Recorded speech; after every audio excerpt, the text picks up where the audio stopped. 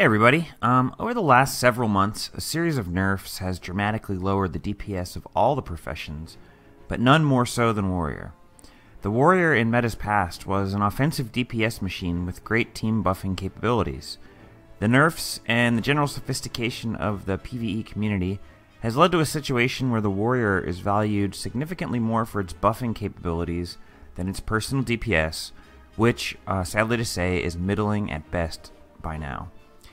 When Fiery Greatsword was the dominant strategy for dungeon clearing, Empowered Allies builds that sacrifice a bit of personal DPS for major team buffing was the superior choice. Essentially, Empower Allies as a force multiplier.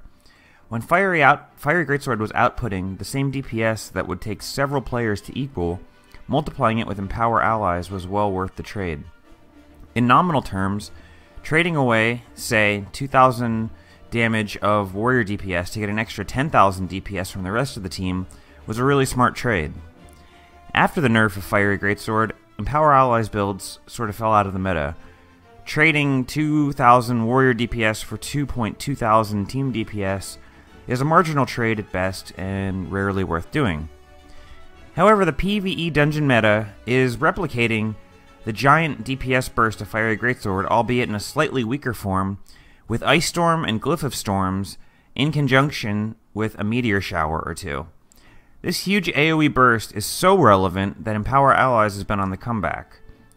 The first step to that was the evolution of the Double Staff Phalanx build. This is a team composition that used Phalanx Strength to relieve the Elementalists of might stacking duty and allowed both Elementalists to run Staff for superior DPS. The Phalanx build uses Empower Allies, and kill times were noticeably improved. The trade-off of Warrior personal DPS for team DPS was quite evident. It's important that this is a very simple team composition to play and requires much less coordination than builds using Lightning Hammer, Scepter, Elementalist. This works well enough, but for many teams the coordination gate of the Scepter Elementalist might stacking is not an issue, and many dungeon fights are so short that the initial might stack lasts long enough so that the sustained might from Phalanx isn't needed. Most of these teams use the traditional DPS warrior with banners in this situation. However, most of those teams would greatly benefit from Empower Allies, especially after the might nerf has reduced the overall power of every member of the team. Based on these conclusions, there are three currently optimal warrior builds. The first is the Phalanx Strength Warrior. The Phalanx Strength Warrior sacrifices personal DPS for the ability to stack might for the team and providing the standard team buffing capabilities of Banner of Strength and Banner of Discipline. Previous iterations of this build used pure Greatsword DPS rotation, but the extremely weak vulnerability stacking resulted in even worse total team DPS. The only reasonable way to play a non-detrimental Phalanx Strength build is to use fast hands with an Axe Mace swap. This will sacrifice a very small amount of might stacking in order to provide reasonable vulnerability production. This build is necessary when there is no other source of might in the party, or when other potential might stackers sacrifice their might stacking capabilities to focus on personal DPS, such as having multiple staff elementalists. This build is excellent for organized groups, as well as extremely valuable in pugs. The second build is an Empower Allies build, which focuses on contributing the maximum amount of team buffing capabilities, while also contributing excellent amount of vulnerability stacks, while sacrificing the least personal DPS that it can. It is a versatile build that operates well in organized groups, as well as in experienced pugs. The final build is the traditional DPS Warrior build, which is designed for solo, duo, and trio play, as well as in sort of anything goes pugs. It's designed to have the maximum personal DPS for times when your group can't be counted on, such as in a disorganized pug, or in low-man situations where force multipliers like Empower Allies or Phalanx Strength are not mathematically worthwhile trade-offs. Lastly, since Empower Allies does not stack in multiples, if you are in a party with more than one warrior, any additional warrior you add to the group should be running a DPS build. So that is it for the general overview of where the warrior is. I'm going to get into the specifics of the gear and the traits and the builds next, so stick around. Alright, so the gear. The gear I currently recommend for armor is full Berserker with Scholar runes for group play, or Strength runes for solos, duos, trios, and open worlds. Previously, for many builds, there was some amount of Assassin's gear that resulted in an optimal DPS production. However, with the Might nerf, the balance of power and precision has changed a little bit, and with the full Berserker gear and food, you will see the optimal power and precision ratio is such that there's no need for Assassin's pieces. As far as fine infusions go, in almost every case, precision infusions are slightly superior. In terms of DPS, going full Mighty versus full Precise is less than 0.1% of difference of DPS. So while my recommendation is to use Precise infusions, the difference between Precise and Mighty is relatively small, and I would not recommend overriding any existing Mighty infusions. As far as the weapons and gear that you'll be needing, to be considered a well-equipped warrior, you're going to want a greatsword with a 10% damage sigil and a 5% damage sigil, an axe with a 10% sigil, a mace with a strength sigil, a longbow with a 10% and a 5% sigil, and an underwater spear with a 10% and a 5% sigil. If you're a real min-maxer and you want to be a complete warrior, you will also want a sword with an energy sigil, a warhorn with an irrelevant sigil, although energy, force, or purity make the most sense. You can even have a backup mace with sigil of force if you don't need if you are in a group where the Ellies are stacking might. You can have a greatsword, as well as an axe that has sigil of frailty or air for daytime dungeons where the night sigil does not function, such as Caudicus Manor and HRTW. I also always recommend having a greatsword and axe with an undead slaying sigil for Ara. As Ara is the hardest dungeon, it does bear to have a weapon dedicated solely for the most challenging content. And so that is it for the gear. The gear is very straightforward for the warrior. Next, we're going to go into traits of the 3 different builds. Okay, for traits, the first build I wanted to go over is the Failing Strength build. In arms, we take Rending Strikes to cause Vuln on crit, Forceful Greatsword to generate Might on crit. We go all the way to 5 to take advantage of the 10% damage buff from Attack of Opportunity. In Tactics, we take Empowered for an additional 1% damage for every boon on us. Empower Allies for a 150 point boost of power to every member of our party. And Phalanx Strength to generate Might for our party on a long duration. And then finally in Discipline, we take Warrior Sprint for an increased movement speed of 25%. This trait selection produces slightly less personal DPS than the 06062 variation, but it produces approximately 6 additional stacks of vulnerability on average, which makes it the superior build in almost every conceivable context. As a full support build, sacrificing many vulnerability stacks to slightly buff your might makes less sense than slightly reducing your might to significantly buff your vulnerability. Lastly, in Fractals, I recommend bringing inspired banners in lieu of empowered, as fights will often last long enough for you to recast your banners. Since you'll be carrying both DPS banners and ideally a battle standard, this trait will be a significant benefit to your party. Lastly, as I mentioned in the gear, previous iterations of this build recommended using Rune of Strength.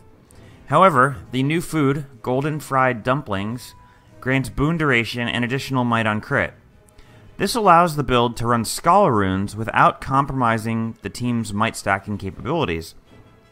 Using Scholar runes instead of Strength while using Golden Fried Dumplings results in a 3% personal DPS increase with no loss of DPS for the group. So that is a net gain. So that is it for the Failing Strength build, and I will move on to the Empowered Allies build next. Alright, so the Empowered Allies build, in Strength, we select Dual Wielding. for an additional 5% damage while on our axe set. We take Rending Strikes for Vuln on crit, Forceful Greatsword to generate Might on crit and to lower the cooldown of our Greatsword skills, Empowered, and Empower allies for our team buffing capabilities, and Warrior Sprint in Discipline for increased movement speed. This build is designed to provide banners and empower allies to your group without sacrificing significant personal DPS, or without sacrificing a warrior's ability to produce many vulnerability stacks. Empowered allies builds in the past have focused on pure Greatsword or pure Axe, either of which sacrifice too much vulnerability protection or too much personal DPS respectively. This build is the best of both worlds, with strong personal DPS and strong vulnerability production, thanks to fast hands. And when using this build, the optimal food that you should be using to complete dungeons is plates of truffle steaks. So that's it for the Empowered Allies build. Okay, so the solo DPS warrior. In strength, we take dual wielding for a 5% damage increase while wielding our axe mace, slashing power for a 10% DPS boost on greatsword, and berserker's power for a 15% DPS boost when our adrenaline is full. In arms, we will take rending strikes as well as forceful greatsword. Please be aware that when doing solo content, rending strikes should be changed for deep strike. In duos, trios, or in group play, rending strikes is superior, however, and should be used. In discipline, we can either take Signet Mastery or Warrior Sprint. If you prefer to use Battle Standard, always use Warrior Sprint. On the other hand, if you prefer to use Signet of Rage, you should always switch this trait for Signet Mastery. One thing I want to note about this build that I did discuss in the gear section, but I'll touch on it again. When doing open world content or solo dungeons, I recommend using Strength runes instead of Scholar runes. However, in duos, trios, or pugs, I recommend Scholar runes as the DPS result is vastly superior. When using this build, plates of truffle steak are the optimal food. However, if you are using deep strikes in a dungeon solo, the optimal food becomes sweet and spicy butternut squash soup. So a logical question you're going to ask now is, which warrior build do I want to use? To answer that, I've created this handy flowchart, and you can answer the questions on here, and it'll guide you on which is the right warrior build to use. This flowchart's also in the written guide linked below, and if you ever have any questions, I'll be happy to answer to help you facilitate making the right choice. But yeah, you can refer to this, and that should be good.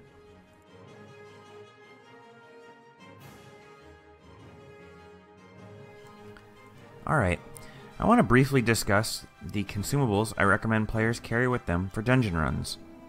As I said, for most warrior builds, the optimal food is plates of truffle steak.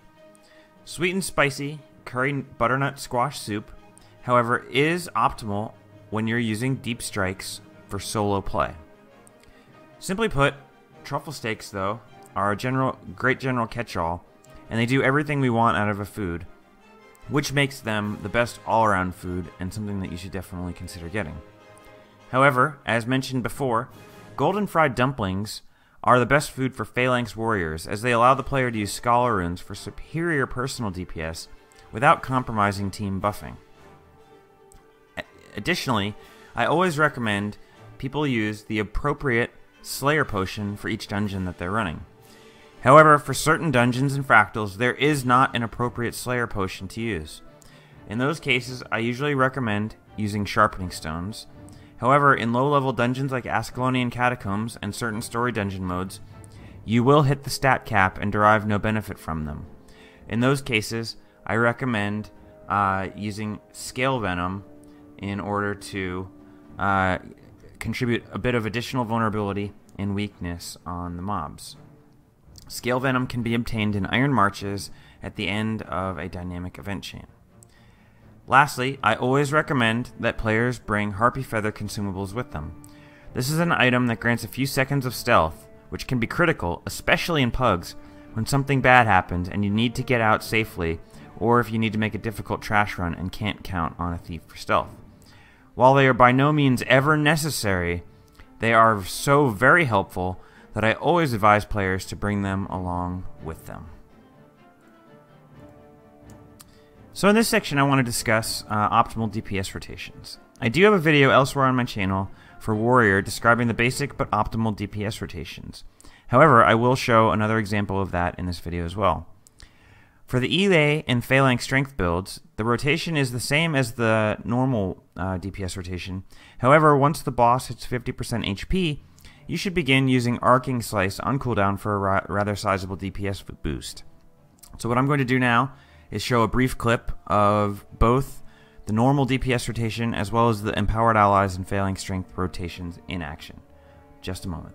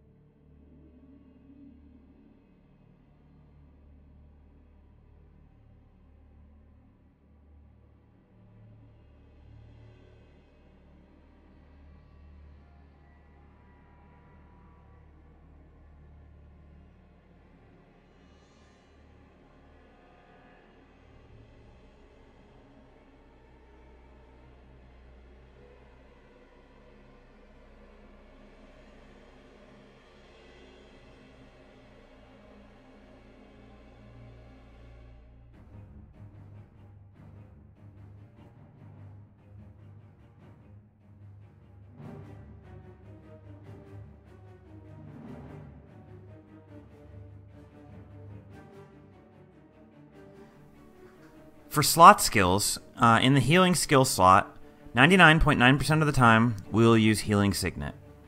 The passive heal from the Healing Signet is ideal for maintaining your Scholar Rune's 6th bonus. It's at its strongest when you're only taking incidental damage, and the Signet allows you to keep yourself above the 90% HP threshold for Scholar Runes. It's at its weakest when you're taking repeated big hits that down you when another more bursty heal would have allowed you to survive. Obviously, these scenarios show that the better you are at avoiding the big hits, the better Healing Signet becomes. Additionally, there is certain scenarios in dungeons where it is optimal to take Defiant Stance, such as the Thaumanova Fractal Heat Room or the Ara P3, P4 Orb Run.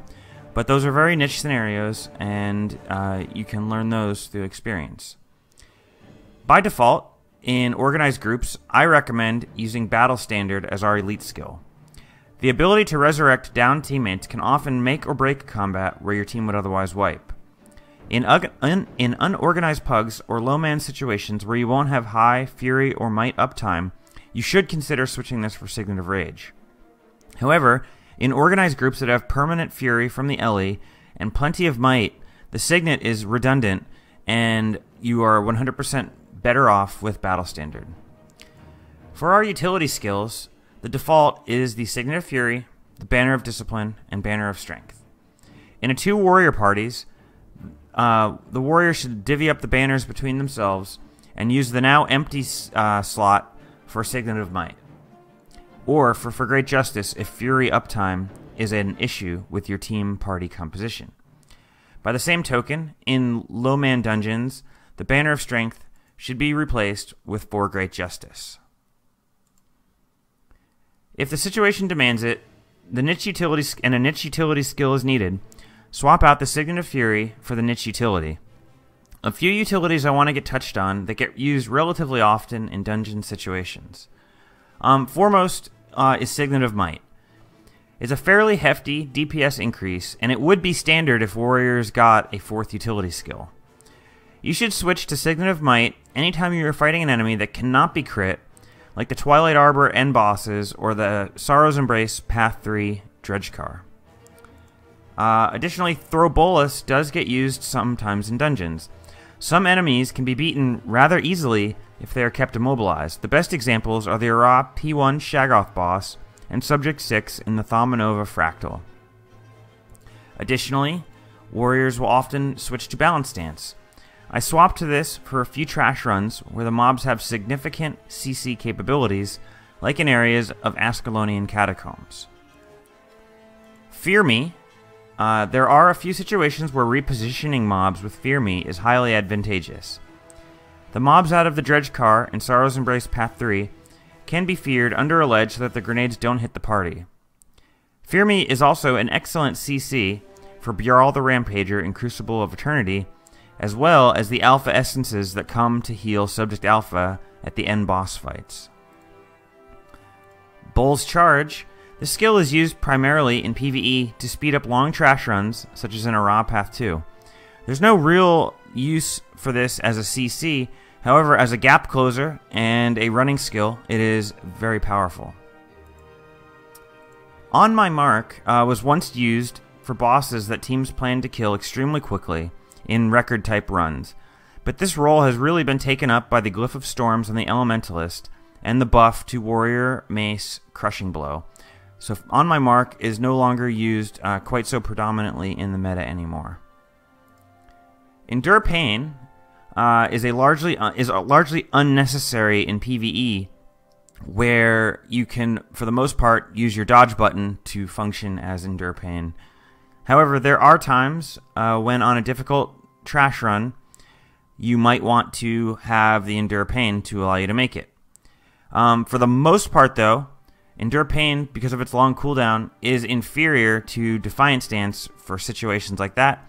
And for the most part, if you ever think you need Endure Pain on your bar, you should probably be running Defiant Stance as your heal. Lastly, I wanted to touch on some niche uses of weapon skills that exist outside the normal DPS rotation. Specifically, anytime you're out of combat, you should be switching your axe and mace out for a sword and a warhorn. The charge skill from the warhorn will give your party swiftness as well as curing any snares that are on the group. Additionally, warhorn is very useful when fighting large groups of trash mobs to apply weakness to them, which makes them hit much more lightly. However, this is a bit redundant when you have a thief in your party who should be applying blinds. However, if you're in a group that doesn't have thief, you should consider using Call to Arms in order to give your party some defensive capabilities. One thing also to consider is that Savage Leap on Sword is a leap finisher. So whenever a thief in your group is blasting a smoke field for stealth, be sure at the end to leap out of it with Savage Leap when the group is on the move for an additional 3 seconds of stealth. Also, do not forget that Flurry on your sword has an Immobilize, and thus is useful to bring for the same bosses that you might switch your Signa Fury out for Throw Bolus. Lastly, I want to discuss Tremor on the Mace. I demonstrate the use of this skill as part of the DPS rotation, since it is a very hard-hitting skill that does hit twice, so it's a huge DPS increase for the warrior.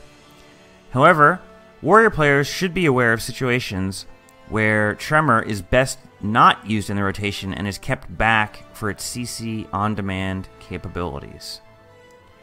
So that's it, guys. I hope you enjoyed the updated warrior build guide, and if you have any questions, please feel free to ask them in the comments and I'll do my best to answer them. I will see you next time when the meta updates and there's something new to share with you guys. Thanks for watching.